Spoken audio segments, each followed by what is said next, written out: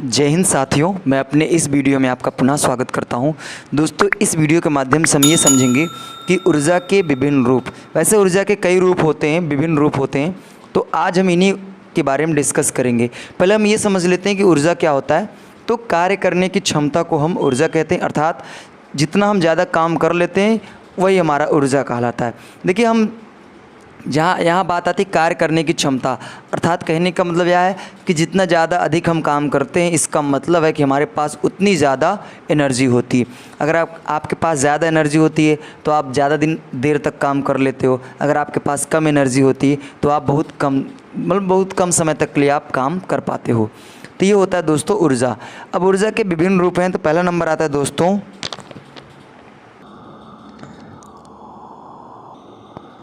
आइए देखते हैं। तो देखिए, पहला नंबर होता है दोस्तों ऊष्मीय ऊर्जा, ये ऊर्जा का ही रूप है। दूसरा नंबर होता है विद्युत ऊर्जा, और फिर तीसरा नंबर रासायनिक ऊर्जा, और चौथा नंबर होता है नाभिकीय ऊर्जा। तो आइए इनको मैं क्रम से समझ लूँ कि ऊष्मीय ऊर्जा क्या होता है। देखिए, होता क्या है, जैसे मान लीजिए कोई ये मटेरियल है, आपको पता है कि मटेरियल छोटे छोटे कणों से मिलकर बनते हैं, अर्थात कहने का मतलब इलेक्ट्रॉन, प्रोटॉन, न्यूट्रॉन। तो जब इनको हम बाह्य एनर्जी देते हैं, बाह्य एनर्जी का मतलब बाहर से जब इनको एनर्जी देते हैं, तो ये जो इलेक्ट्रॉन और प्रोटॉन, न्यूट्रॉन जो होते हैं, ये भ्रमण करना स्टार्ट करते हैं। जब ये भ्रमण करते हैं तो एक दूसरे से टक्कर करते हैं। जब टक्कर करते हैं तो इनके टक्कर से इनके अंदर एक हीट उत्पन्न होता है, जो ये हीट इनकी बॉडी पे आके बैठते हैं। तो बाद में जब इस बॉडी को हम टच करते हैं तो हमको ये गर्म लगता है।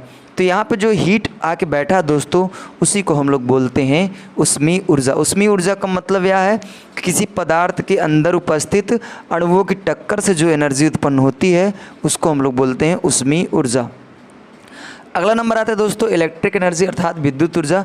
तो जो विद्युत ऊर्जा होता है दोस्तों, इसी की सहायता से जितने भी हमारे इलेक्ट्रिक इक्विपमेंट होते हैं वो काम कर सकते हैं। तो कहने का मतलब, अगर मैं विद्युत ऊर्जा की परिभाषा दूं तो हम कहेंगे कि ऐसी ऊर्जा जो विद्युत उपकरणों को चलाने, अर्थात उनको ऑपरेट कराने में अपना योगदान करता है, उसे हम लोग बोलते हैं विद्युत ऊर्जा। जैसे मान लीजिए हम अपने घर की बात करें तो हमारे घरों में जो बिजली आती है दोस्तों, उसी की वजह से हमारा पंखा हो, बल्ब हो, सब अपना काम करते हैं। तो जब तक वो लोग नहीं होते हैं तब तक हमारे घर का पंखा नहीं काम करता, ना बल्ब ही काम करता है, बल्ब। लेकिन जैसे बिजली आती है सब अपना काम स्टार्ट कर देते हैं, करने लगते हैं, कहने का मतलब। तो इसका मतलब है कि जब बिजली आती है तो उनको कौन सी ऊर्जा देता है? विद्युत ऊर्जा। तो जो विद्युत ऊर्जा होता है दोस्तों, ये ऐसी ऊर्जा होता है जो विद्युत उपकरणों को ऑपरेट कराने में अपना योगदान करता है, वो होता है विद्युत ऊर्जा। अगला नंबर आता है दोस्तों रासायनिक ऊर्जा। रासायनिक ऊर्जा का मतलब यह होता है दोस्तों, जब हम लकड़ी, कोयले या कुकिंग गैस इत्यादि का जब दहन करते हैं तो उसमें जो ऊष्मा निकलती है, उस ऊष्मा में दोस्तों रासायनिक ऊर्जा होती है। तो कहने का मतलब, रासायनिक ऊर्जा की अगर हम परिभाषा दें तो जब हम कोयला, लकड़ी, कुकिंग गैस इत्यादि के दहन से यदि जिस ऊर्जा को हम प्राप्त करते हैं, उसे हम लोग बोलते हैं रासायनिक ऊर्जा। अगला नंबर आता है दोस्तों नाभिकीय ऊर्जा। तो जो नाभिकीय ऊर्जा होता है दोस्तों, ये परमाणु के